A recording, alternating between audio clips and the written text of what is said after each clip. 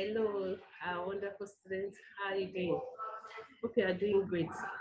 Last week we treated the topic electoral malpractices. And electoral malpractices is the manipulation of the electoral processes and the manipulation of the outcome of the electoral processes. And some forms of electoral malpractices that we discussed include impersonation, when you are acting as another person, using another person's card to vote. Then when there is campaign during election, when there is bribery and corruption, not only that, there can be electoral malpractices when you use threats in the course of voting, most especially to the electoral officials. And not only that, you can as well extend another means of electoral malpractice or way of doing electoral malpractices is extension of time of voting and so on and so forth. Today, we'll be looking at ways of preventing electoral malpractices in Nigeria. And at the end of the lesson, the students should be able to list the possible ways of preventing electoral malpractices in Nigeria. We want to look at the possible ways of preventing electoral malpractices. When there is free and fair election, electoral malpractices will be avoided. Electoral malpractices is not what should be encouraged even in our society. When there is free and fair election, electoral malpractices will be discouraged. It is important for us to note that before we can have free and fair election, then people must be able to stand up to what they are supposed to do. So the possible ways of preventing electoral malpractices include number one, transparency of electoral process. Transparency of electoral process. Like I said, the electoral processes involves the accreditation of the voters, checking whether they are the owner of the voters card, making them to be on the queue, counting of the numbers of the voters on the queue, making the announcement of the numbers of the voters on the queue. Not only that, they will give them the ballot paper for them to thumbprint on the choice candidates and the choice party. And they will not keep the electorate will not keep the paper with them, because if they did not submit in the ballot box, it's still null and void. They would submit in the ballot box. The electoral official, after all the electoral processes have been observed, will pour the ballot paper on the clean table and will start to count. The counting will be announced. Everybody will be there. Those that are watching from the international setting, the party representative, they will be watching. They will announce the result of the election, and they will record every necessary papers that are supposed to be recorded and give.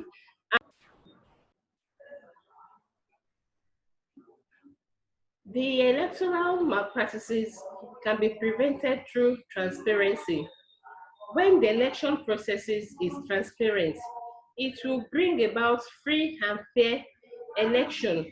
And as I've itemized all the processes of electoral processes, definitely when the result is being announced, everybody will know, and the representative of the party and the international representative, they will note it. Then it would not be easy to manipulate the results even at the national collation.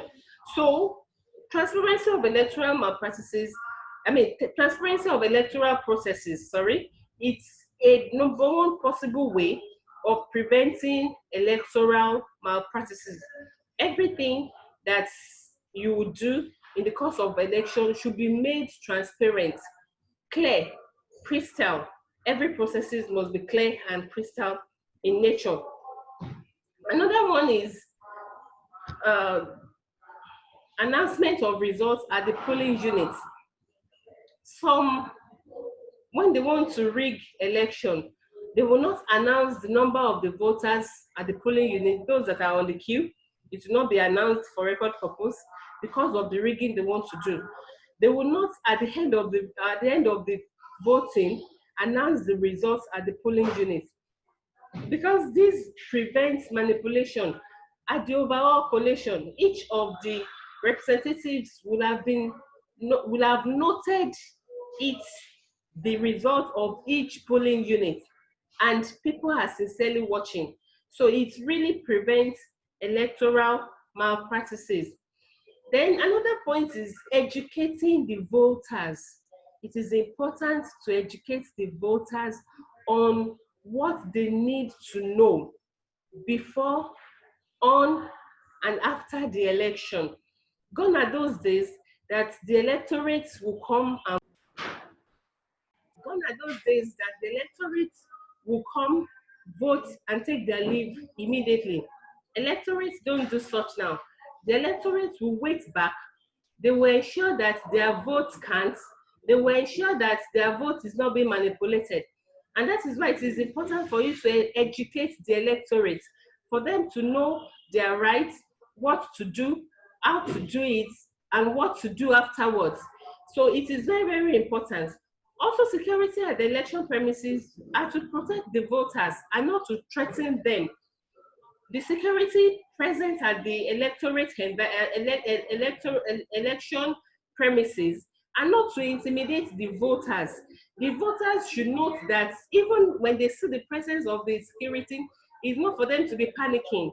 And as well on what to vote, as well on how to vote, where exactly to thumbprint, so that their vote will not be null and void. All these things need to be done, and they need to be educated on it.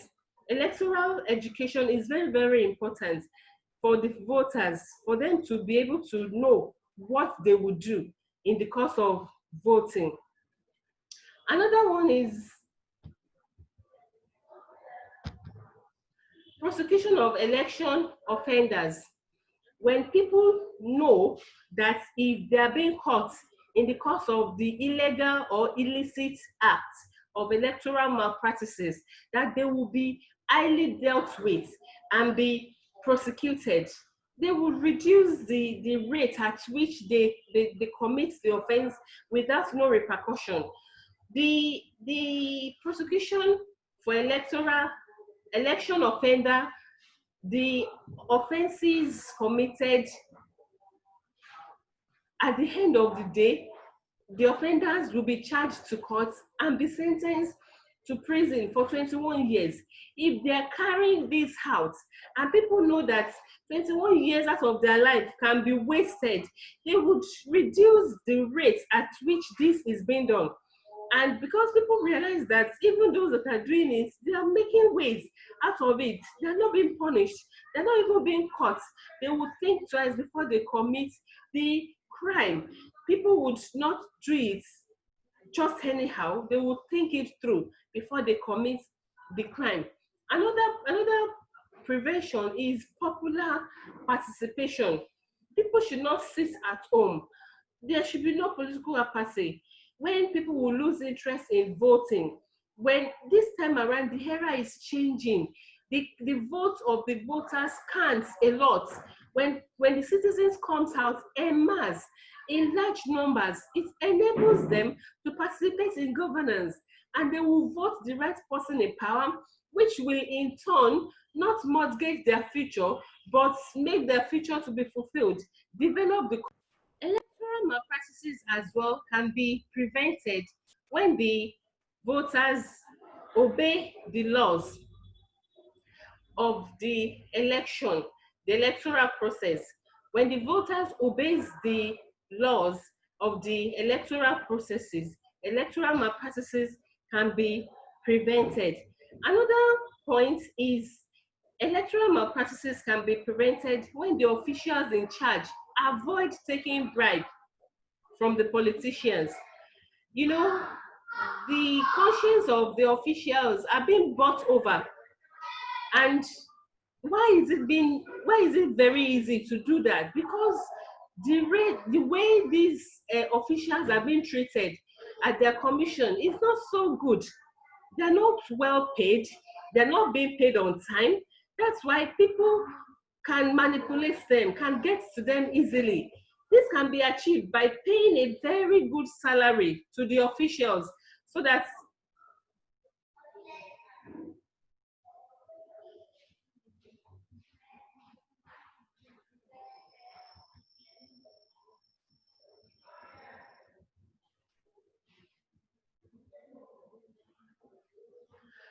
they can see it that whenever anybody comes to them, they will not just come and taking them for granted in any way.